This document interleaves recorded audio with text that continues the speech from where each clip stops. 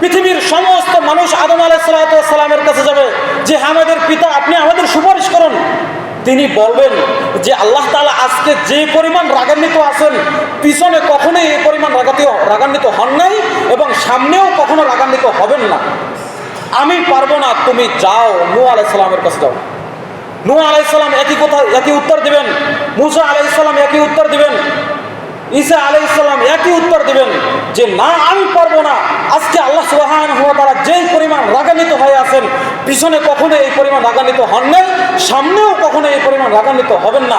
আমি পারবো না, যাও তোমরা মুহাম্মাদের কাছে যাও সাল্লাল্লাহু আলাইহি ওয়াসাল্লাম। মুহাম্মদ সাল্লাল্লাহু আলাইহি ওয়াসাল্লামের কাছে যখন সুপারিশ চাওয়া হবে, মুহাম্মদ সাল্লাল্লাহু আলাইহি ওয়াসাল্লাম সাথে সাথে সিজদায় পড়ে যাবে এবং কাঁদতে থাকবে, ইয়া উম্মতি ইয়া উম্মতি। আপনার মতো দাড়ি ছাড়া এই উম্মতের জন্য কি রাসূল সাল্লাল্লাহু আলাইহি ওয়াসাল্লাম কাঁদতে থাকবে? আপনার মতো সারাদিন ঢোল তাম্বুরা বাজানোর জন্য কি যারা বাজান তাদের জন্য কি রাসূল সাল্লাল্লাহু আলাইহি ওয়াসাল্লাম কাঁদতে থাকবে? বেহায়াপনা, বেলাল্লাপনা, গান বাজনা, বাদ্যযন্ত্র পর্দায় থাকে না, সালাত আদায় করে না, তাদের জন্য কি রাসূল সাল্লাল্লাহু আলাইহি ওয়াসাল্লাম সুপারিশ করবে? তাদের জন্য কি রাসূল সাল্লাল্লাহু আলাইহি ওয়াসাল্লাম সিজদায় পড়ে কাঁদতে থাকবে? তাদের জন্য থাকবে না।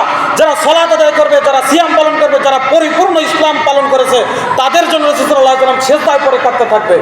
আপনার মতো দাড়ি ছাড়া, আপনার মতো বেহায়াপনা, গান বাজনা, সারাদিন এই অনৈতিক কাজের সাথে যারা জড়িত আছে, তাদের জন্য আল্লাহ রাসূল সাল্লাল্লাহু আলাইহি ওয়াসাল্লাম সিজদায় পড়বেন না। অতএব আপনাকে এখনই সতর্ক হতে হবে, এখনই তওবা করতে হবে, এখনই তওবা করে ফিরে আসতে হবে ইসলামের দিকে। আল্লাহ সুবহানাহু ওয়া তাআলা বলতেছেন, কেউ যদি তওবা করার পরে আমলে সালেহ করে, আমলে সালেহ কি? কোরআন এবং হাদিস অনুযায়ী আমল করে, কোরআন এবং সুন্নাহ অনুযায়ী আমল করে, তাহলে আল্লাহ সুবহানাহু ওয়া তাআলা বলতেছেন তার পিছনের সমস্ত গুনাহকে নেকি দ্বারা পরিপূর্ণ করে দেবেন। আমরা যারা এই অনৈতিক কাজের সাথে, গান বাজনার সাথে জড়িত আছি, বেহায়াপনা, বেলাল্লাপনার সাথে জড়িত আছি, ঢল ডম্বুরের সাথে জড়িত আছি, এই যে আমরা এই যে একতারা, দোতারা, সেতারার সাথে এখনো যারা আমরা হারমোনিয়ামের সাথে জড়িত আছি, এখন আপনি তওবা করুন। আল্লাহ সুবহানাহু ওয়া তাআলা পিছনে যে গুনাহ করেছেন, এই গুনাহকে নেকি দ্বারা পরিপূর্ণ করে দিবেন। আমরা যারা দাড়ি রাখি না, এখন তওবা করেন যে আল্লাহ আমরা দাড়ি রেখে দেব, আর জীবনে কখনো দাড়ি কাটবো না। আপনি পিছনে যত গুনাহ করেছেন, এই সমস্ত গুনাহকে আল্লাহ সুবহানাহু ওয়া তাআলা নেকি দ্বারা পরিপূর্ণ করে দিবেন। প্রিয় মা এবং বোন, আপনারা যারা পর্দা করেন না, পিছনে যত গুনাহ হয়েছে আজকে থেকে বলেন যে পরিপূর্ণভাবে পর্দার ভিতরে থাকবো। পিছনে যত গুনাহ হয়েছে সমস্ত গুনাহকে আল্লাহ সুবহানাহু ওয়া তাআলা নেকি দ্বারা পরিপূর্ণ করে দিবেন। আসসালামু আলাইকুম ওয়া রাহমাতুল্লাহি ওয়া বারাকাতুহু। ওয়া আলাইকুম আসসালাম ওয়া রাহমাতুল্লাহি ওয়া বারাকাতুহু। إن الحمد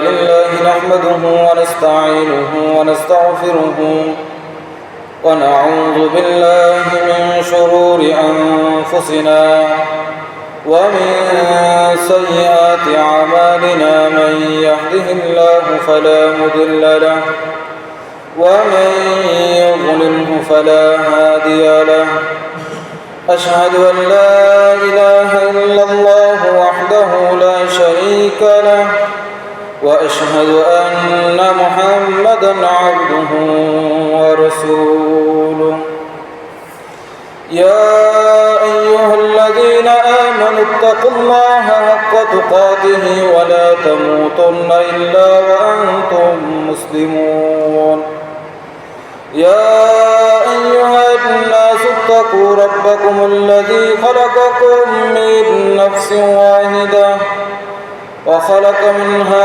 زوجها وبث منهما رجالا كثيرا ونساء واتقوا الله الذي تساءلون به والأرحام إن الله كان عليكم رقيبا يا أيها الذين آمنوا اتقوا الله وقولوا قولا سديدا يصلح لكم أعمالكم ويغفر لكم ذنوبكم ومن يطع الله ورسوله فقد فاز فوزا عظيما أما بعد فإن خير الحديث كتاب الله وخير الهدي هدي النبي صلى الله عليه وسلم وشر الأمور محدثاتها وكل محدثة بدعة وكل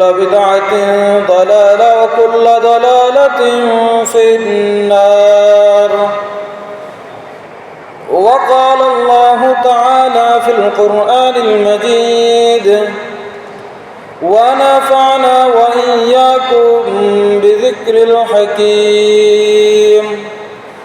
أعوذ بالله من الشيطان الرجيم.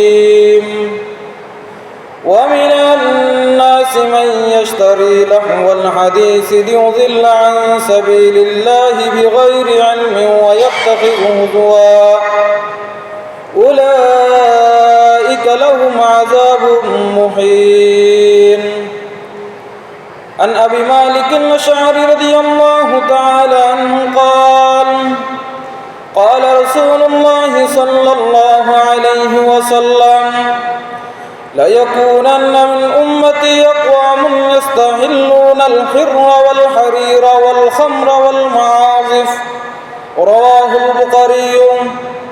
وعن أبي عباس رضي الله تعالى عنه قال: قال رسول الله صلى الله عليه وسلم: إن الله تعالى حرم الخمر والميسر والكوبات. মুআজ্জাজ মুহতারাম মুসল্লিয়ান ইকরাম, মুরব্বিয়ান আযম, প্রশংসা কেবলমাত্র শুধুমাত্র একমাত্র আল্লাহ সুবহানাহু ওয়া তাআলার জন্য, যিনি আমাদেরকে মহব্বত করে ভালোবেসে আগে আগে জুমার সালাতের উদ্দেশ্যে, জুমার খুতবা শ্রবণের উদ্দেশ্যে আসার বসার তৌফিক দান করেছেন। সকলেই বলি আলহামদুলিল্লাহ। শান্তি বর্ষিত হোক আকায়ে নামদার তাজদার মদিনা আহমদ মুস্তফা মুহাম্মদ মুস্তফা সাল্লাল্লাহু আলাইহি ওয়াসাল্লামের উপর, যার আইন বাস্তবায়ন করা প্রত্যেকটি মানুষের উপর ফরজ করে দেওয়া হয়েছে। যদিও আজ আমরা মানুষ বিভিন্ন দল, মত, তরিকা, ইজম, মাযহাব, বিভিন্ন দিক বিদিক ছোটাছুটি করে নিজেরাই নিজেদেরকে ক্ষতিগ্রস্ত করে তুলছি।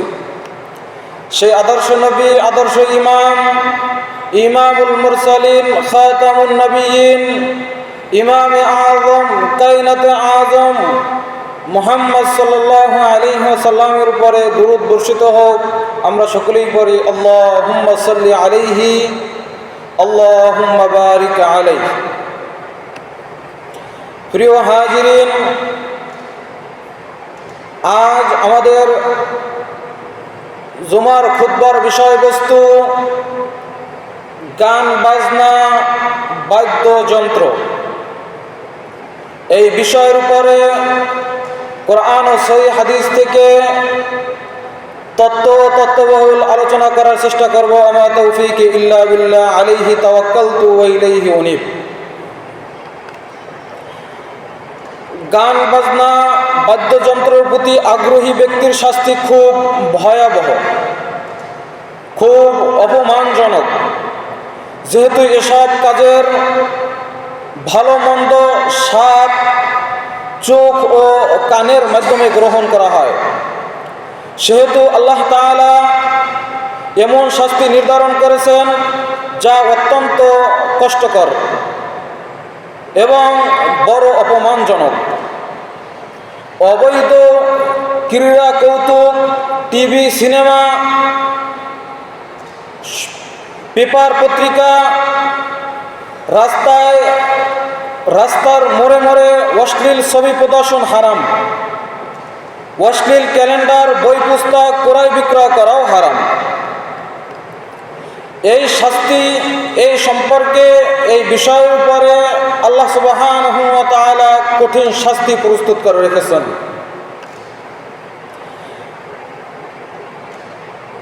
গান বাজনা, বাদ্যযন্ত্র হারাম করে আল্লাহ সুবহানাহু ওয়া তাআলা 31 নম্বর সূরা লুকমানের 6 নম্বর আয়াতে আল্লাহ সুবহানাহু ওয়া তাআলা বলতেছেন: وَمِنَ النَّاسِ مَن يَشْتَرِي لَهْوَ الْحَدِيثِ لِيُضِلَّ عَن سَبِيلِ اللَّهِ بِغَيْرِ عِلْمٍ وَيَتَّخِذَهُ هُزُوًا ওয়ায়াত্তাখিযুহা হুজওয়া।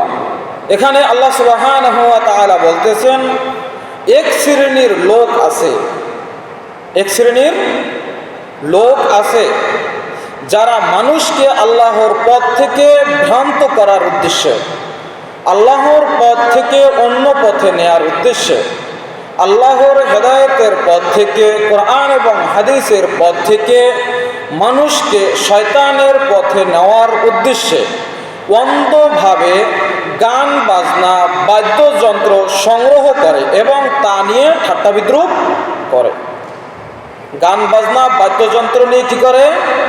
ঠাট্টা বিদ্রুপ করে। কার ব্যাপারে? কোরআন এবং হাদিসের ব্যাপারে, আল্লাহ এবং তার রাসূলের ব্যাপারে।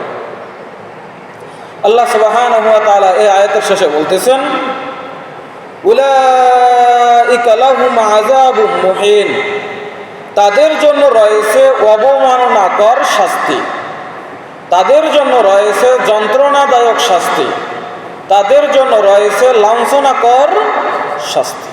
নাউযুবিল্লাহ। অতএব আমাদেরকে গান বাজনা বাদ্যযন্ত্র অসৎ ক্রীড়া খেলা কৌতুক যা কিছু আছে এই সমস্ত জিনিস থেকে আমাদেরকে বিরত থাকতে হবে।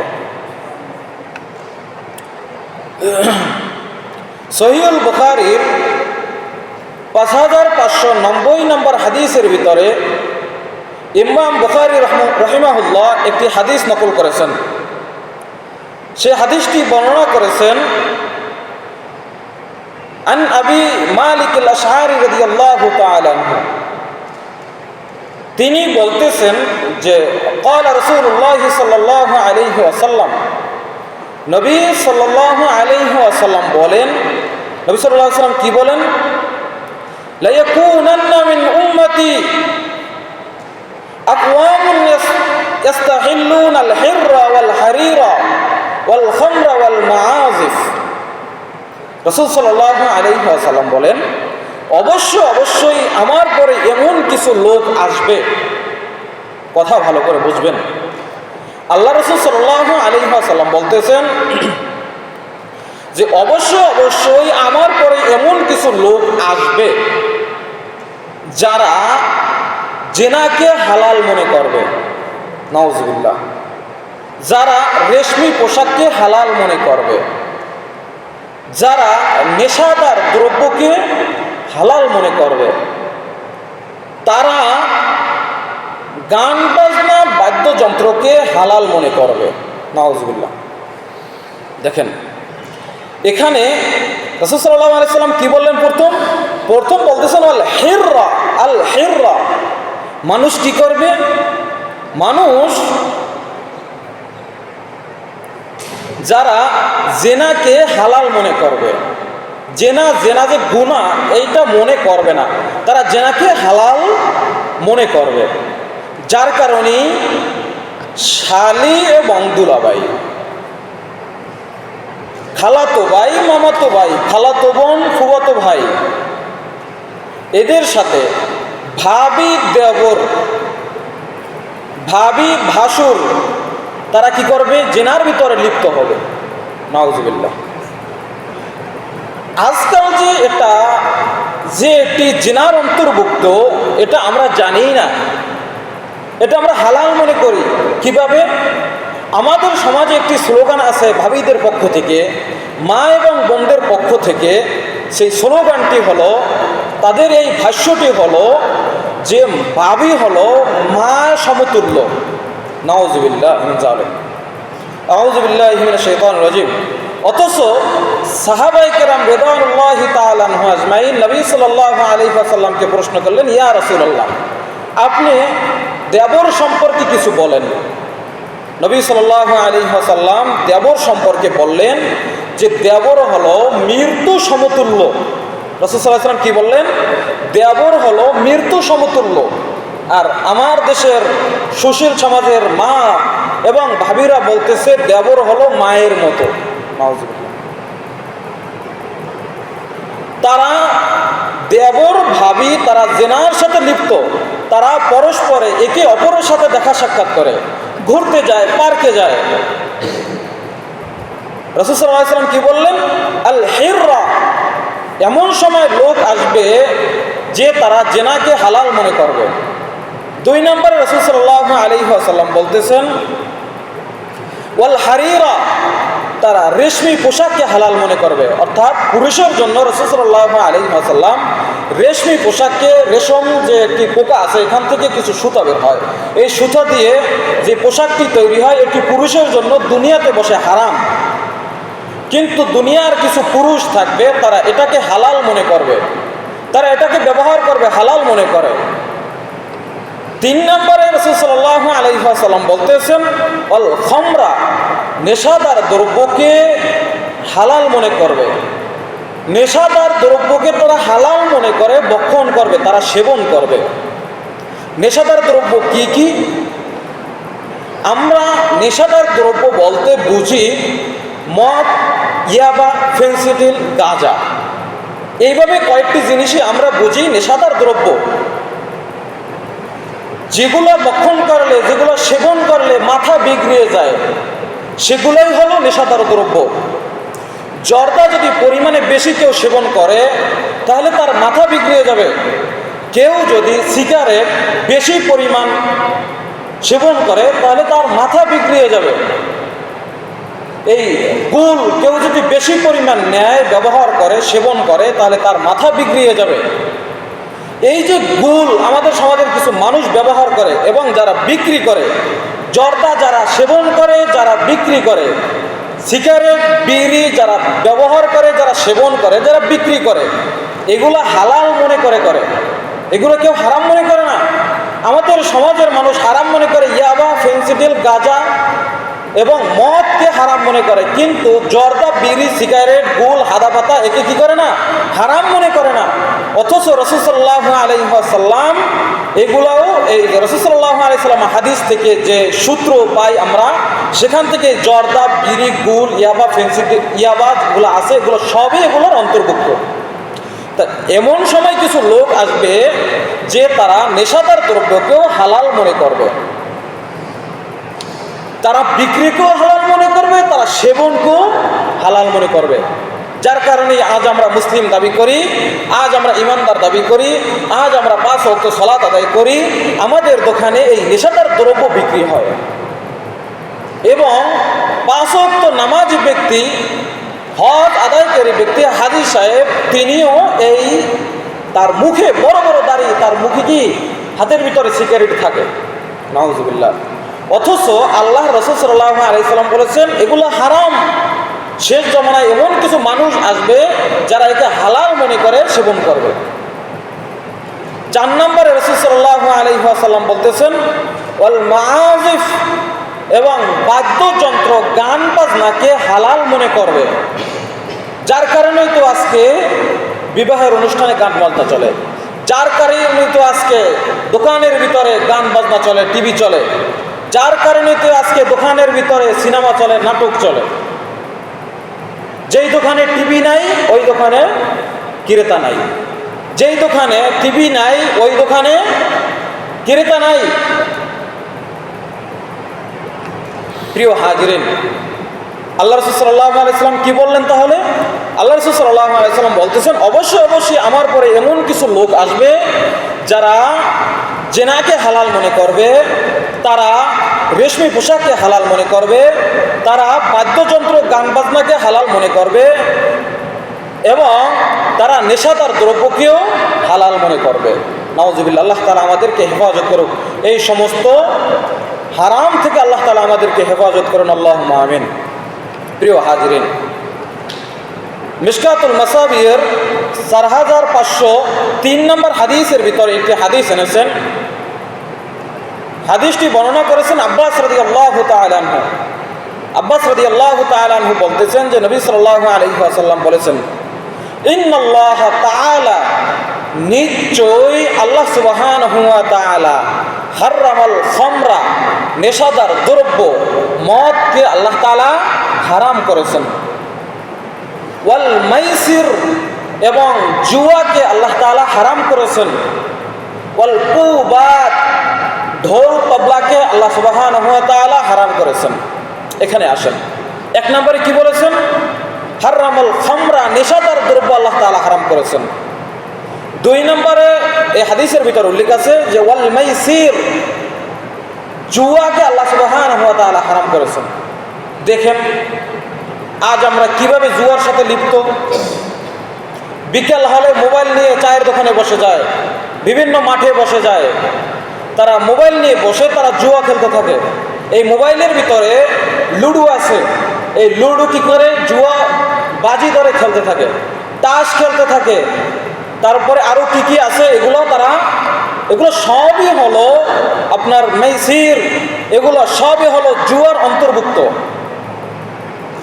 আর এই যে তাস, ক্যারাম, দাবা, এইসব জাতীয় অর্থাৎ শরীর চর্চা ছাড়া, শরীর নড়াচড়া ছাড়া এক জায়গায় বসে যে খেলাটা খেলা হয়, আল্লাহ রাসূল সাল্লাল্লাহু আলাইহি ওয়াসাল্লাম বলেছেন যারা এই সমস্ত খেলা খেলবে, যারা মার্বেল খেলবে, যারা লুডো খেলবে, যারা তাস খেলবে, যারা দাবা খেলবে, তারা তাদের হাতকে শূকরের রক্তে রঙিন করলো। নাউজুবিল্লাহ। যারা এই সমস্ত খেলা খেললো তারা তাদের হাতকে শূকরের রক্তে রঞ্জিত করলো। নাউজুবিল্লাহ। আমরা যারা এই সমস্ত খেলার সাথে জড়িত, আমরা যারা মাইসিরের সাথে জড়িত, আমরা যারা এই বাজির সাথে, বাজি সমস্ত খেলা আছে, এই সমস্ত খেলার সাথে জড়িত, আমরা এখান থেকে ফিরে আসব। আল্লাহর কাছে আপনারা তওবা করবেন, আমরা তওবা করব। আমরা যারা এই সমস্ত জুয়ার সাথে জড়িত, আল্লাহ তাআলা আমাদের হেফাজত করুন। তিন নম্বরে আল্লাহ রাসূল সাল্লাল্লাহু আলাইহি ওয়াসাল্লাম বলতেছেন ওয়াল কুবাত, কুবাত হলো বাদ্যযন্ত্র, ঢোল, তবলা, হারমোনিয়াম, একতারা, দোতারা, তেতারা, সেতারা, যত তারা আছে সমস্ত তারাকে আল্লাহ রাসূল সাল্লাল্লাহু আলাইহি ওয়াসাল্লাম হারাম করে দিয়েছেন। প্রিয় হাজিরিন, এই হাদিসটা হলো মিশকাতুল মাসাবির 4503 নম্বর হাদিস। ইবনে মাজাহ এবং মিশকাতুল মাসাবির আরও একটি হাদিস 2780 নম্বর হাদিস। এখানে রাসূল সাল্লাল্লাহু আলাইহি ওয়াসাল্লাম থেকে হাদিস নকল করেছেন। عن أبي أمامة رضي الله تعالى عنه قال قال رسول الله صلى الله عليه وسلم, আবু উমামা রাদিয়াল্লাহু তাআলা আনহু থেকে হাদিস বর্ণিত, তিনি বলেন রাসূল সাল্লাল্লাহু আলাইহি ওয়াসাল্লাম বলেছেন, রাসূল সাল্লাল্লাহু আলাইহি ওয়াসাল্লাম বলেন, লা তাবিউল কাইনাতি ওয়া লা তাশতারুহুন্না ওয়া লা তুআল্লিমুহুন্না ওয়া সামানুহুন্না হারামুন। রাসূল সাল্লাল্লাহু আলাইহি ওয়াসাল্লাম বলতেছেন যে তোমরা গায়িকা, নর্তকী যারা আছে তাদেরকে বিক্রি করো না। নর্তকী, গায়িকা, গায়ককে বিক্রি করতে আল্লাহ রাসূল সাল্লাল্লাহু আলাইহি ওয়াসাল্লাম নিষেধ করেছেন। এবং তোমরা কি করো না, তাদেরকে ক্রয় করো না, তাদেরকে ভাড়া করে এনে এলাকার ভিতরে কনসার্ট দিও না। এলাকার ভিতরে, সমাজের ভিতরে, স্কুলের উদ্দেশ্যে, সমাজের যে কোনো উদ্দেশ্যে তোমরা যাত্রাপালা দিও না, তাদেরকে ক্রয় করে এনো না, তাদেরকে ভাড়া করে এনো না। কে নিষেধ করেছেন? আল্লাহ রাসূল সাল্লাল্লাহু আলাইহি ওয়াসাল্লাম নিষেধ করেছেন। তিনি বলতেছেন যে তোমরা গায়িকা, নর্তকী, গায়কদের ক্রয় করে এনো না এবং তাদেরকে বিক্রয়ও করো না। রাসূল সাল্লাল্লাহু আলাইহি ওয়াসাল্লাম 3 নম্বরে বলতেছেন তাদের গান বাজনা, বাদ্যযন্ত্র শিখিও না। গান বাজনা, বাদ্যযন্ত্র শিখাতে নিষেধ করেছেন। আমাদের সুশীল সমাজের কিছু মানুষ আছে, তারা তাদের সন্তানকে, তারা তাদের ছেলেকে, তার মেয়েকে স্কুল বা মাদ্রাসায় পড়ানোর ফাঁকে ফাঁকে সপ্তাহে 2 দিন গান শেখায়, গানের স্কুলে পাঠায়, নাট্য স্কুলে, নাচের স্কুলে তারা পাঠায়। বিকালবেলা নাচ শেখানোর জন্য স্কুল শিক্ষক ভাড়া করে, গান শেখানোর জন্য শিক্ষক ভাড়া করে। অথচ আল্লাহ রাসূল সাল্লাল্লাহু আলাইহি ওয়াসাল্লাম এগুলো নিষেধ করেছেন। তাদেরকে বাদ্যযন্ত্র, গান বাজনা, হারমোনিয়াম শেখাতে নিষেধ করেছেন। 4 নম্বরে রাসূল সাল্লাল্লাহু আলাইহি ওয়াসাল্লাম বলতেছেন যে তাদের উপার্জন হারাম। তাদের উপার্জন কি? হারাম। আমাদের আত্মীয় স্বজন, পাড়া প্রতিবেশী যারা এই সমস্ত কর্মকাণ্ডের সাথে জড়িত আছে, তারা যে উপার্জন করে গান বাজনা, হারমোনিয়াম, ঢোল তাবলা দিয়ে, এগুলো সব হারাম। কে হারাম করেছেন? আল্লাহ সুবহানাহু ওয়া তাআলা হারাম করেছেন। প্রিয় হাজিরিন, আরো একটি ভয়ঙ্কর হাদিস শোনেন। ভয়ঙ্কর হাদিস। এটি নাফে থেকে হাদিস বর্ণিত। তিনি বলতেছেন ক্বালা সামিআ ইবনে উমর মিজমারান, একবার ইবনে উমর রাদিয়াল্লাহু তাআলা আনহু, এই যে নাফে তখন ছিলেন ছোট বালক, তাকে নিয়ে কোথাও যাচ্ছিলেন। তখন এই ইবনে উমর রাদিয়াল্লাহু তাআলা আনহু তার কানে গানের আওয়াজ আসছে। তখন ইবনে উমর কি করেছে, তার দু কানের ভিতরে দু আঙ্গুল প্রবেশ করিয়ে তিনি রাস্তা অতিক্রম হয়ে গেছে, অর্থাৎ সেখান থেকে তিনি চলে গেছে। তারপরে তিনি নাফেকে বলতেছেন, হে নাফে, হাল তাসমাউ শাইআন, তুমি কি কোনো কিছু শুনতে পাও? তখন নাফে বলতেছেন লা, যে আমি কোনো কিছু শুনতে পাই না। তারপরে ইবনে উমর রাদিয়াল্লাহু তাআলা আনহু তার দু কান থেকে দু হাত বের করে দিয়েছেন এবং নাফেকে বলতেছেন, হ্যাঁ নাফে, তুমি কি জানো আমি এই কাজটি কেন করলাম? নাফে বলতেছেন যে না, আমি জানি না। তখন ইবনে উমর রাদিয়াল্লাহু তাআলা আনহু তিনি বলতেছেন যে একবার আমি নবী সাল্লাল্লাহু আলাইহি ওয়াসাল্লামের সাথে কোথাও যাচ্ছিলাম। নবী সাল্লাল্লাহু আলাইহি ওয়াসাল্লাম এই বাজনা শোনার পরে, গান শোনার পরে তার দু কানের ভিতরে আঙ্গুল প্রবেশ করিয়েছে এবং তিনিও এমনিভাবে দূরে যাওয়ার পরে আমাকে প্রশ্ন করেছে, হে ইবনে উমর, তুমি কি কিছু শুনতে পাও? আমি বললাম না ইয়া রাসূলুল্লাহ, আমি কিছু শুনতে পাই না। তখন তখন রাসূল সাল্লাল্লাহু আলাইহি ওয়াসাল্লাম তার দু কান থেকে দু হাত সরিয়ে নিয়েছে, দু কান থেকে দু হাত সরিয়ে নিয়েছে। এখন আসেন যে ভয়ঙ্কর হাদিস, যে সাহাবায়ে কেরাম রিদওয়ানুল্লাহি তাআলা আনহুম আজমাইন এবং রাসূল সাল্লাল্লাহু আলাইহি ওয়াসাল্লাম গান বাজনা বাদ্যযন্ত্র শোনার পরে কানের ভিতরে আঙ্গুল প্রবেশ করিয়েছে, তাই নাকি? তারা গান বাজনা বাদ্যযন্ত্র শোনার পরে তাদের কানের ভিতরে আঙ্গুল প্রবেশ করিয়েছে। তাদের সময়ে কি গান বাজনা চলতো? আজকে থেকে 1500 বছর আগে সেই সময় এমন কি গান বাজনা ছিল, এমন কি ঢোল ডাবুরা ছিল, এমন কি একতারা দোতারা সেতারা ছিল, এমন কোন অশ্লীল গান বাজনা চলতেছিল যেই গান শোনার পরে সাহাবী তার কানের ভিতরে আঙ্গুল প্রবেশ করিয়েছে, মুহাম্মদ সাল্লাল্লাহু আলাইহি সাল্লাম তার কানের ভিতরে আঙ্গুল প্রবেশ করিয়েছে। এমন কোন গান, এমন কোন অশ্লীল গান ছিল সেই আজকে থেকে 1450 বছর আগে। আজ বর্তমান টেকনোলজির সময়ে যে ডিজে চলে, যে খারাপ খারাপ যে গানগুলো চলে, যে অশ্লীল গানগুলো চলে, আপনারা যারা মুরব্বী আছেন, আপনাদের ছোটবেলা যে ছবি দেখেছেন, ছবি যে গান শুনেছেন, সেই গানের সাথে আর আজকের জমানার গানের সাথে কোনো মিল আছে? কোনো মিল নাই। এবং আপনার যে বাপদাদারা যে গান শুনেছে সেই গানের সাথে আপনাদের গানের কোনো মিল ছিল? মিল ছিল না। এবং আপনাদের সময়ের গানের, যে আপনারা যখন ছোট ছিলেন সেই সময়ের গানের সাথে আজ বর্তমান গানের কোনো মিল নাই। তা আপনি মনে করেন আজকে কি ভয়ঙ্কর গান চলে এবং আপনার সময় কি গান চলেছিল, আপনার আরো 200 বছর আগে কি গান চলেছিল, সেখান থেকে আরো 1400 বছর পিছনে যান, আরো 1500 বছর পিছনে যান, সেই 1500 বছর আগে কেমন গান ছিল, কেমন বাদ্যযন্ত্র ছিল। যেই বাদ্যযন্ত্র, যে হারমোনিয়ামের আওয়াজে নবী সাল্লাল্লাহু আলাইহি সাল্লাম সাহাবায়ে কেরাম রিদওয়ানুল্লাহি তাআলা আনহুম আজমাইন তারা তার কানের ভিতরে আঙ্গুল প্রবেশ করিয়েছে। আজ আমরা যেখানে গান হয় সেখানে চলে যাই। যদি বলা হয় মাইকে ঘোষণা হচ্ছে যে আগামী সপ্তাহে অমুক জায়গায় যাত্রাপালা হবে, অমুক জায়গায় কনসার্ট হবে, মানুষের ভিড় পড়ে যায়, মানুষ হুমড়ি খেয়ে পড়ে, মানুষ টিকিট কিনে টাকা দিয়ে গান বাজনায় নর্তকীদের দেখতে যায়। আজ আমরা মুসলমান, আজ আমরা চাই আমাদের দেশে ইসলাম কায়েম হয়ে যাক। আজ আমরা চাইতেছি পুরো বিশ্বে, পুরো পৃথিবীতে ইসলাম কায়েম হয়ে যাক। আমরা কি সকলেই এই কথা চাই না? আমরা কি সকলেই চাই না যে পুরো বিশ্বে, পুরো পৃথিবীতে, আমাদের বাংলাদেশে প্রত্যেকটা সমাজে ইসলাম কায়েম হয়ে যাক? এটাকে আমরা চাই না? আমরা চাই। আপনি চাচ্ছেন পুরো বিশ্বে, আমাদের বাংলাদেশ সহ পুরো বিশ্বে ইসলাম কায়েম হয়ে যাক, কিন্তু আজ আপনার আমার 3.5 হাত বডির ভিতর ইসলাম কায়েম হয় নাই, আপনার পরিবারের ভিতর ইসলাম কায়েম হয় নাই। আল্লাহ সুবহানাহু ওয়া তাআলা সূরা তাহরীমের 6 নম্বর আয়াতে বলতেছেন, কু আনফুসাকুম ওয়া আহলিকুম নারা, তুমি আগুন থেকে বাঁচো, তোমার পরিবারকে আগুন থেকে বাঁচাও। আজ আমি আমাকে নিজেকে জাহান্নাম থেকে বাঁচাইতে পারি নাই, আমার ফ্যামিলিকে জাহান্নামের আগুন থেকে বাঁচাইতে পারি নাই। আমি চাচ্ছি পুরো বিশ্বে ইসলাম কায়েম হয়ে যাক।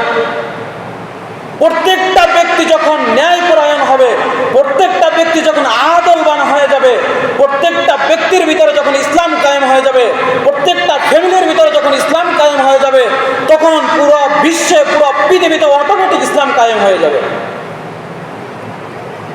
আজ একজন সরকার আসলো, ইসলামী সরকার, খেলাফত কায়েম হয়ে গেছে। আগামীকাল যখন গান বাজনাকে কবে এগুলো নিষেধ, প্রত্যেকজন মহিলাকে পর্দা মাথা থেকে পা পর্যন্ত ঢেকে রাস্তায় বের হতে হবে, প্রত্যেকজন পুরুষকে দাড়ি রাখতে হবে, প্রত্যেকটা বাড়িতে পর্দা দিতে হবে, বাধ্যতামূলক সালাত আদায় করতে হবে, বাধ্যতামূলক পর্দা করতে হবে।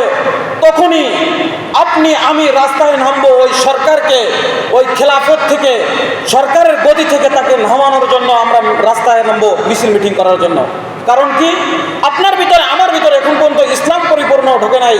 আল্লাহ সুবহানাহু ওয়া তাআলা বলতেছেন, ইয়া আইয়ুহাল্লাযীনা আমানু উদখুলু ফিস সিলমি কাফা, হে ঈমানদারগণ, তোমরা ইসলামের ভিতরে প্রবেশ করো, তো পরিপূর্ণভাবে ইসলামের ভিতরে প্রবেশ করো। ইসলামের ভিতরে পরিপূর্ণভাবে প্রবেশ করতে হবে। আজ আপনার আমার 3.5 হাত বডির ভিতর ইসলাম কায়েম হয় নাই, আপনার পরিবারের ভিতর ইসলাম এখন পর্যন্ত ইসলাম কায়েম হয় নাই। আমি নিজেকে জাহান্নাম থেকে বাঁচাইতে পারি নাই, আমার ফ্যামিলিকে ইসলাম জাহান্নাম থেকে বাঁচাইতে পারি নাই। আজ আপনি আমি চাচ্ছি পুরা বিশ্বে ইসলাম কায়েম করতে। আগামীকাল রাস্তায় নামবো পিছা এবং ঝাড়ু নিয়ে, জুতা নিয়ে, যে সরকারকে গদি থেকে নামানোর জন্য। কারণ প্রত্যেকটা আইন আপনার এবং আমার বিরুদ্ধে যাবে। প্রত্যেকটা প্রতিষ্ঠানে একটি আলাদাভাবে কোনো নিয়ম নীতি থাকে, কিছু না কিছু নিয়ম নীতি থাকে। প্রত্যেকটা স্টুডেন্টের জন্য নিয়ম নীতি থাকে, প্রত্যেকটা বিদ্যালয়, প্রত্যেকটা স্কুলে, প্রত্যেকটা মাদ্রাসায় কিছু কিছু নিয়ম নীতি কিছু কিছু ছাত্রীদের জন্য মানা খুবই কষ্টকর। কারণ যেমন মাদ্রাসায় মোবাইল হারাম ঘোষণা করে দিয়েছে, যে মাদ্রাসায় মোবাইল চালাইতে পারবে না, স্কুলে যখন আসবে তখন মোবাইল নিয়ে আসতে পারবে না। কিছু কিছু ছাত্র আছে, তারা মোবাইল তাদের মগজের ভিতরে, তার রক্ত এবং গোস্তের ভিতরে এমনিভাবে মিশে গেছে যে এক মুহূর্ত মোবাইল ছাড়া থাকতে পারে না, এক মুহূর্ত মোবাইল ছাড়া থাকতে পারে না। সে আন্দোলন করবে, সে গুজগুজ করবে যে না, কি হুজুর আসছে, কি স্যার আসছে, যে আজকে আসি, যে গতকাল আসছে, আজকে এসেই নতুন নিয়ম চালু করছে। কার জন্য? যে এটা চালাতে অভ্যস্ত তার জন্য, এবং যে মোবাইল ব্যবহার করে না তার জন্য কোনো কষ্টকর নয়। তার জন্য কি কোনো কষ্টকর হবে? কোনো কষ্ট নয়। যে কোনো নিয়ম যদি ছাত্র ওই অনুযায়ী চলে তাহলে তার জন্য কোনো কষ্টকর হবে না। আজ আপনি আমি বাংলাদেশের মানুষ, বাংলাদেশে খেলাফত কায়েম হয়ে গেছে। খেলাফত কায়েম হওয়ার পরে আগামীকাল ঘোষণা দিল, খলিফা আগামীকাল ঘোষণা দিল, প্রত্যেকজন পুরুষকে দাঁড়িয়ে রাখতে হবে, প্রত্যেকজন মহিলাকে পর্দার ভিতরে থাকতে হবে।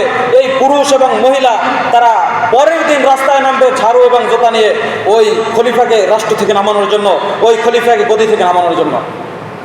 যদি আপনার এবং আমার ভিতরে ইসলাম পরিপূর্ণভাবে ঢোকে, পরিবারের ভিতরে পরিপূর্ণভাবে ইসলাম ঢোকে, তাহলে যে নিয়মই করুক না কেন কোনো যায় আসবে না, কিছু যায় আসবে না। কিন্তু আজ আমরা চাচ্ছি কি, আমাদের দেশের ভিতরে, আমাদের পুরো বিশ্বের ভিতরে ইসলাম কায়েম হয়ে যাক। তার আগে প্রত্যেকজন ব্যক্তিকে ন্যায়পরায়ণ হতে হবে, প্রত্যেকজন ব্যক্তিকে সালাত আদায়কারী হতে হবে, প্রত্যেকজন মা এবং বোনকে পর্দাশীল হতে হবে। যতদিন পর্যন্ত এই নিজেকে ইসলামের ভিতরে পরিপূর্ণভাবে প্রবেশ করাতে না পারবো, ততদিন পর্যন্ত দেশে ইসলাম কায়েম করা সম্ভব না, পুরো বিশ্বে ইসলাম কায়েম করা সম্ভব না। আল্লাহ তাআলা ওই আয়াতের শেষে আরো বলতেছেন, ওয়ালা তাত্তাবিউ খুতুওয়াতিশ শাইতান, তোমরা শয়তানের পদস্খলন অনুসরণ করো না। শয়তানের পদস্খলন কি? গান বাজনা, বাদ্যযন্ত্র, বেহায়াপনা, জেনা, বেবিচার, এগুলোই তো শয়তানের পদস্খলন। নামাজ না পড়া, হজ না করা, যাকাত না দেয়া, এগুলোই তো শয়তানের পদস্খলন। তোমরা শয়তানের পদস্খলন অনুসরণ করো না। আল্লাহ রাসূল সাল্লাল্লাহু আলাইহি ওয়াসাল্লাম বলতেছেন, প্রিয় মা এবং বোন, ভালো করে শুনবেন, মনোযোগ দিয়ে শুনবেন। আল্লাহ রাসূল সাল্লাল্লাহু আলাইহি ওয়াসাল্লাম বলতেছেন যে ওই সমস্ত মহিলারা পোশাক পরা অবস্থায় উলঙ্গ। বোঝেন আল্লাহ রাসূল কি বলছেন? কিছু কিছু মহিলা, কিছু কিছু মেয়ে তারা পোশাক পরা অবস্থায়ও উলঙ্গ, তারা ল্যাংটা। সাহাবায়ে কেরাম প্রশ্ন করলেন, ইয়া রাসূলুল্লাহ, কোন সব মহিলা?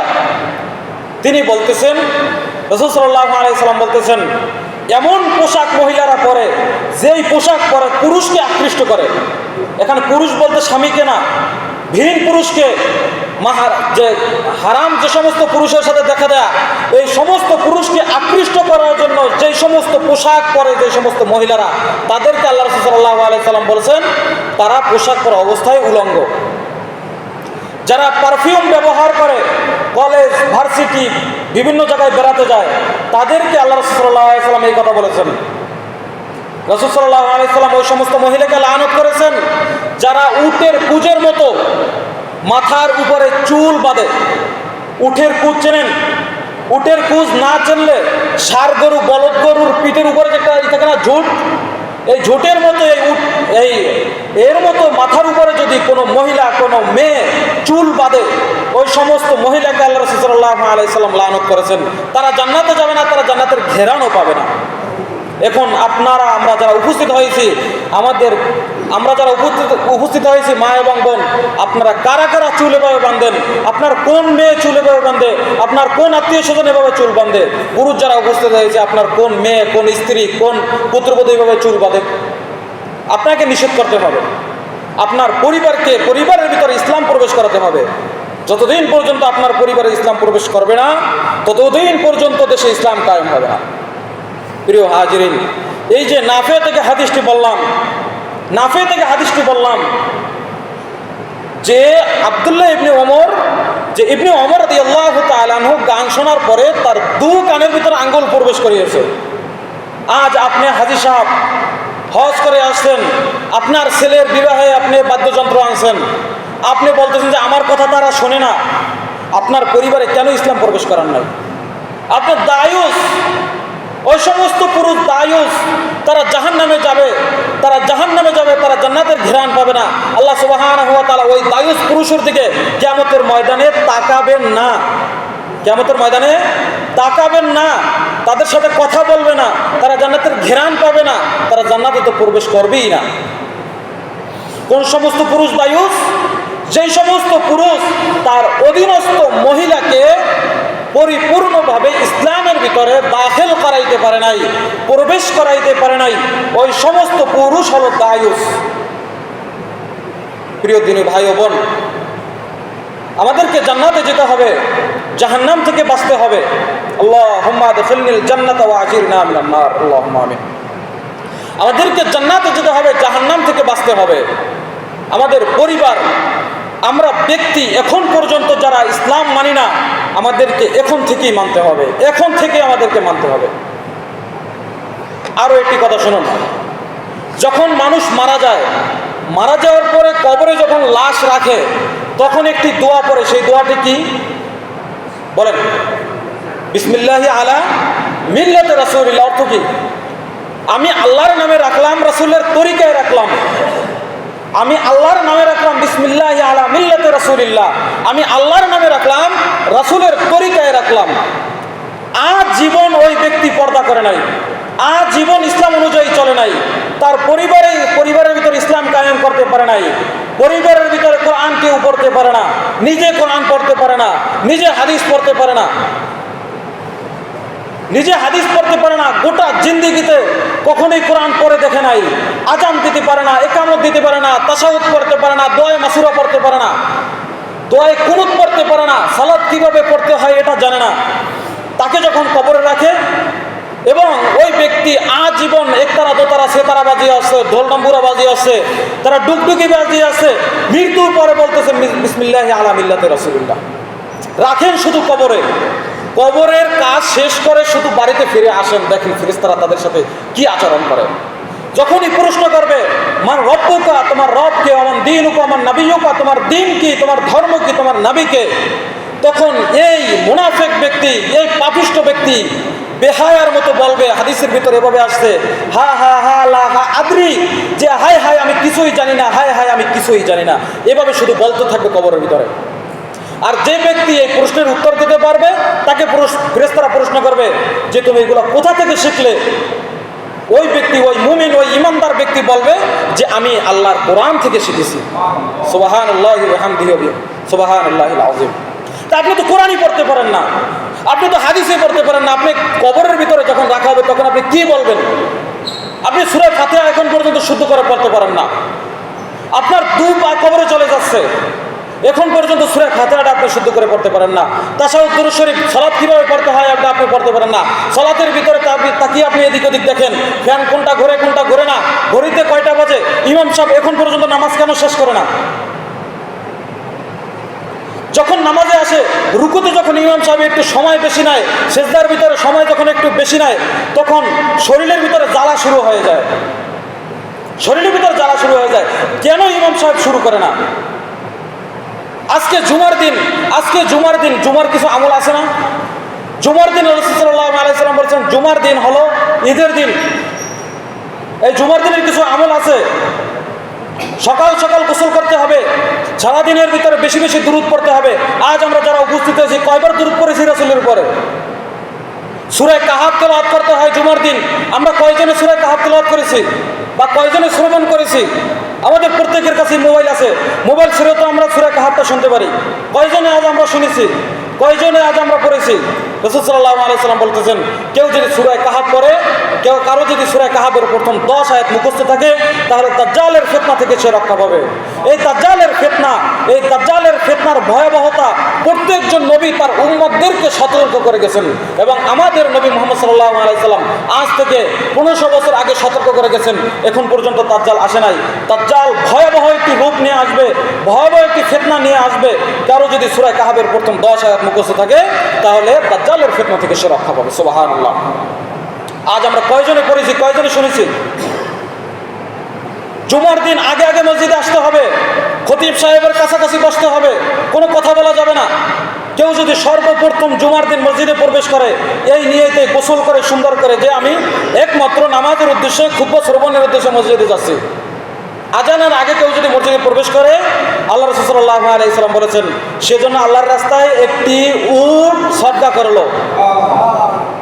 সুবহানাল্লাহ। তো আমরা বলি কিন্তু আসি না, আফসোস। দ্বিতীয় যে প্রবেশ করবে সে আল্লাহর রাস্তায় একটি গরু দান করার সব পাবে। এভাবে সিরিয়াল করতে করতে আল্লাহ রাসূল সাল্লাল্লাহু আলাইহি সাল্লাম বলতেছেন কেউ যদি তারপরে মসজিদের ভিতরে প্রবেশ করে, তাহলে আল্লাহর রাস্তায় একটি ডিম দান করার সব পাবে। সুবহানাল্লাহ। এই আলোচনা, এই হাদিসটা তো আমরা কিছুদিন পরপরই শুনি, তারপরে তো আমরা মসজিদে আসি না। জুমার দিন কি ক্লিন শেভ করার দিন? কবরে যখন রাখা হবে বিসমিল্লাহি আলা মিল্লাতি রাসূলিল্লাহ, কি অবস্থা হবে? এই দাড়ি নাই, কিয়ামতের ময়দানে আমরা দুনিয়াতে বসে আছি, আমরা শেষ নবীর উম্মত। আরো একটা হাদিস শুনেছেন যে গরিব ব্যক্তি ধনী লোকের 50,000 বছর আগে জান্নাতে যাবে। এই হাদিসটা আমরা শুনছি না? গরিব লোক ধনী লোকের 50,000 বছর আগে কি জান্নাতে যাবে। গরিব হয়ে বসে আছে, আমি তো জান্নাতেই যাবো, অথচ নামাজ নাই, রোজা নাই, হজ নাই, জাকাত নাই, পর্দা নাই, খুশিতে নাই, লেনদেন, মুআমালাত কোনো কিছু ঠিক নাই। সে গরিব হয়ে বসে আছে কি আমি ওই যে গোলাপের আগে জান্নাতে যাব, আমি অমুকের আগে জান্নাতে যাব, আমি তমুকের আগে জান্নাতে যাব।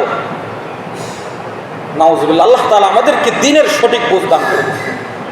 জুমার দিন আসলে, শুক্রবার আসলে সেলুনের ভিতরে ভিড় পড়ে যায় দাড়ি শেভ করার জন্য। মুসলিম, আপনি কবরে আপনাকে রাখা হবে, রাসূলের সামনে যখন কিয়ামতের ময়দানে উঠবেন, হাউজে কাউসারের পানি পান করতে যাবেন, যে হাউজে কাউসারের পানি পান করলে কিয়ামতের ময়দানে আর তৃষ্ণা লাগবে না। আপনি রাসূলের সামনে যাবেন, আপনাকে কিভাবে রাসূল শাফাআত করবে? আপনি রাসূলের সুন্নাত রাখতেছেন না, ফরজ একটি বিধান আপনি দাঁড়িয়ে রাখতেছেন না। আমি যদি আজকে ক্লিন শেভ করি, আজকে আপনারা আমাকে মসজিদ থেকে বের করে দিবেন, অথচ আপনারা দাঁড়িয়ে রাখতেছেন না। রাসূলের শাফাআত কিভাবে পাবেন? এখনো যদি আমরা ফিরে না আসি, কবরে যাওয়ার পরে কি ফিরে আসবো? মুনাফিক ব্যক্তি কবরে যাওয়ার পরে, মুনাফিক ব্যক্তি যখন কিয়ামতের ময়দানে উঠবে, তখন ঈমানদার, কিয়ামতের ময়দান হবে, কিয়ামতের মাঠ হবে খুব ঘন অন্ধকার, মুমিন ব্যক্তি তার নূরের আলো দিয়ে চলতে থাকবে। মুনাফিক ব্যক্তি যে দুনিয়াতে বসে মুনাফিকি করেছে কোরআনের সাথে, যে মুনাফিকি করেছে রাসূলের সাথে, যে মুনাফিকি করেছে আল্লাহর সাথে, যে মুনাফিকি করেছে রাসূল সাল্লাল্লাহু আলাইহি সাল্লামের সুন্নাতের সাথে, কিয়ামতের ময়দানে ওই মুনাফিক ব্যক্তি মুমিনের কাছে বলবে যে, হে মুমিন ভাই, আমরা তো একই মসজিদে সালাত আদায় করেছি, আমরা তো একই বাজারে বাজার করেছি, আমরা একই মুয়াজ্জিনের সুর শুনে আমরা মসজিদে আসছি, আযান শুনে মসজিদে আসছি, আজকে একটু তুমি আমাকে আলো দাও না, আমি একটু আমার পথটা চলি। তখন মুমিন ব্যক্তি বলবে, তুমি পিছনে চলে যাও, তুমি পিছনে চলে যাও, সেখান থেকে নূর সংরক্ষণ করে আসো, তোমার ঈমানি নূর সংরক্ষণ করে আসো, তারপরে তুমি এই কিয়ামতের ময়দানে চলতে পারবে। পিছন বলতে কি বোঝানো হয়েছে? পিছনে হেঁটে যাবে না। এই পিছন বলতে কোরআনের ভিতরে বলা হয়েছে যে পিছন বলতে দুনিয়াকে বোঝানো হয়েছে। দুনিয়াতে ওই মুনাফিক ব্যক্তি আসতেও পারবে না, ওই কাফের ব্যক্তি আসতেও পারবে না, ওই গুনাহগার ওই ফাসিক ব্যক্তি আসতেও পারবে না, আর কিয়ামতের ময়দানে নূরও পাবে না, আলোও পাবে না, জান্নাতেও যেতে পারবে না। এখন সময় আছে, শ্বাস থাকা অবস্থায় রক্ত চলাচল করতেছে, আপনার আমার ভিতরে শ্বাস চলতেছে, এই শ্বাস থাকা অবস্থায় এখন তওবা করতে হবে, এখন তওবা করতে হবে। যদি আপনি তওবা করুন তাহলে আল্লাহ সুবহানাহু ওয়া তাআলা আপনার সমস্ত গুনাহকে নেকি দ্বারা পরিপূর্ণ করে দেবেন। সুবহানাল্লাহ। প্রিয় হাজিরিন, আরও একটি হাদিস শুনি। আনাস রাদিয়াল্লাহু তাআলা আনহু থেকে হাদিস বর্ণিত, তিনি বলতেছেন, নবী সাল্লাল্লাহু আলাইহি সাল্লাম বলেছেন, যখন আমার উম্মত নেশাদার দ্রব্য পান করবে, এক নম্বর কি? ইনশাআল্লাহ আগামী জুমায় নেশাদার দ্রব্য সম্পর্কে আলোচনা হবে। তবে এই হাদিসের ভিতরে যেহেতু নেশাদার দ্রব্য আসছে সেহেতু বলে দিচ্ছি যে নবী সাল্লাল্লাহু আলাইহি সাল্লাম বলতেছেন, আমার উম্মত যখন নেশাদার দ্রব্য পান করবে, গায়িকাদের নিয়ে, নায়িকাদের নিয়ে, গায়কদের নিয়ে গান বাজনায় মত্ত হবে এবং বাদ্যযন্ত্র নিয়ে ব্যস্ত হবে, তখন আল্লাহ সুবহানাহু ওয়া তাআলার পক্ষ থেকে ভয়াবহ বিপদ নেমে আসবে। নাউজুবিল্লাহ। এক নম্বরে বলা হয়েছে ভয়াবহ বিপত্তি, তিনটা বিপদ আসবে। তিনটা বিপদ আমাদের সমাজে বর্তমানে চলতেছে। এক নম্বর বিপদ হলো যে বিভিন্ন এলাকায় ভূমিকম্প হওয়া, ভূমিধস হওয়া। দেখেন না আল্লাহ সুবহানাহু ওয়া তাআলার পক্ষ থেকে কি আযাব আসে। কিছুদিন আগে পানি এসে, ঢল থেকে পানি এসে, উপর থেকে পানি এসে কি পরিমাণ মানুষের ক্ষয়ক্ষতি হয়েছে, কত বড় বড় বিল্ডিং ধসে পড়েছে, কত রাস্তাঘাট ধসে গেছে, ভূমিধস হয়েছে। কারণ কি? আল্লাহ সুবহানাহু ওয়া তাআলা বলতেছেন, যাহারাল ফাসাদু ফিল বাররি ওয়াল বাহরি বিমা কাসাবাত আইদিন নাস। এই বছর জানলাগুলো খুলে দেন। যাহারাল ফাসাদু ফিল বাররি ওয়াল বাহরি বিমা কাসাবাত আইদিন নাস। এই যে দুনিয়ার ভিতরে বিপর্যয় আসে জলে এবং স্থলে, এগুলো সব আপনার এবং আমার হাতের কামাই। আপনি কি করতেছেন? আমার উম্মত নেশাদার দ্রব্য নিয়ে পড়ে থাকবে, গায়িকাদের নিয়ে নাচ গান করবে, গান গাজনা ঢোল তবলা বাজাতে থাকবে, তাদের জন্য তিনটি আযাব আসবে। এক নম্বর আযাব হলো বিভিন্ন এলাকায় ভূমিধস, ভূমি ধসে যাবে, ভূমিকম্প হবে।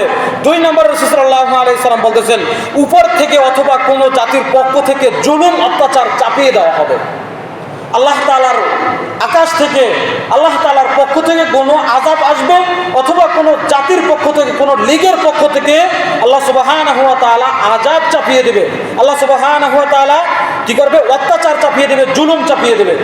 দেখেন আমাদের সমাজে সেই অত্যাচার, সেই জুলুম চলতেছে, আপনার এবং আমার হাতের কামাইগুলো। তিন নম্বরে বলা হয়েছে, অনেকের পাপের কারণে আকার আকৃতি পরিবর্তন হয়ে যাবে, আকার আকৃতি পরিবর্তন হয়ে যাবে। অন্য হাদিসের ভিতরে আকার আকৃতি পরিবর্তন করতে গিয়ে রাসূল সাল্লাল্লাহু আলাইহি সাল্লাম বলতেছেন, কিরদাতান ওয়া খানাজির, তারা বানর এবং শূকরে পরিণত হয়ে যাবে।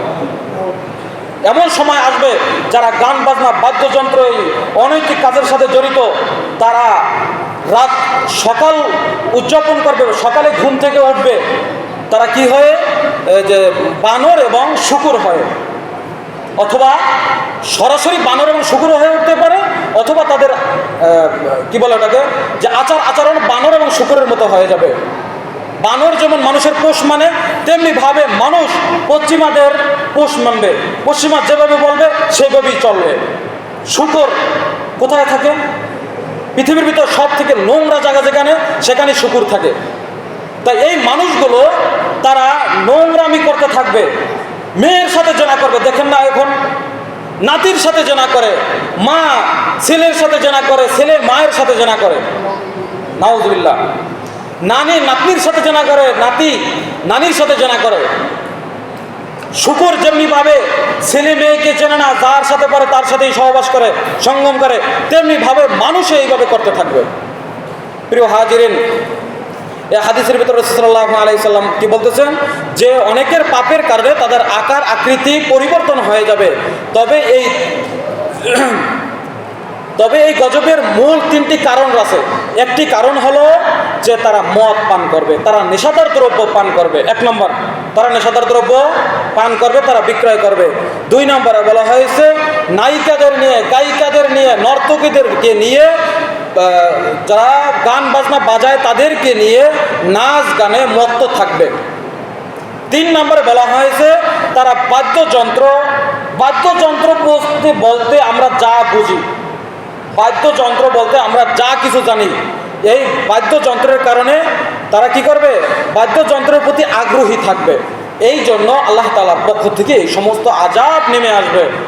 প্রিয় হাজিরিন, এই যে আলোচনাগুলো করলাম, আজকের যে জুমার খুতবা দিলাম, জুমার খুতবার বিষয়বস্তু ছিল গান বাজনা বাদ্যযন্ত্র। আল্লাহ সুবহানাহু ওয়া তাআলা এগুলো হারাম করেছেন।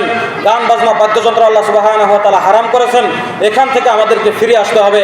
আমরা যারা এখনো এর সাথে জড়িত আছি, আল্লাহ সুবহানাহু ওয়া তাআলা আমাদের হেফাজত করুক। আল্লাহুম্মা আমিন। আমাদের দোকানের ভিতরে, যাদের দোকানের ভিতরে গান বাজনা বাদ্যযন্ত্র সব সময় চলতে থাকে, সকালে খোলে, রাত্রে 10টার সময় যখন দোকান বন্ধ করে তখন টিভি রিমোট দিয়ে টিভিটা বন্ধ করে দেয়। কারণ তার দোকানে গান বাজনা না চললে, সিনেমা না চললে তার দোকানে খরিদ্দার আসবে না, ক্রেতা আসবে না। এই জন্য সে গান বাজনা বাজায়। আল্লাহ সুবহানাহু ওয়া তাআলা এগুলো বেচতেও নিষেধ করেছেন, ক্রয় করতেও নিষেধ করেছেন। তাদের সমস্ত উপার্জনই হারাম।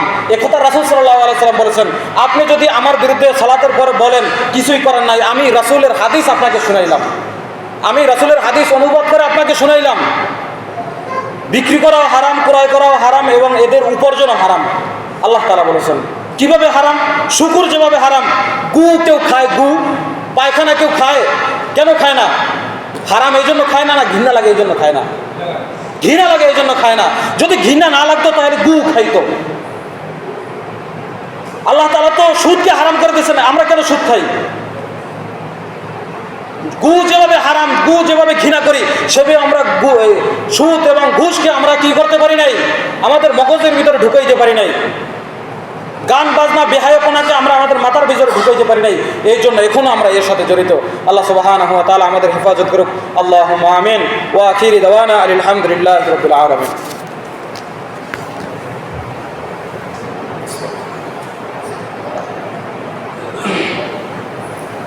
إن الحمد لله نحمده ونصلي على رسوله الكريم أما بعد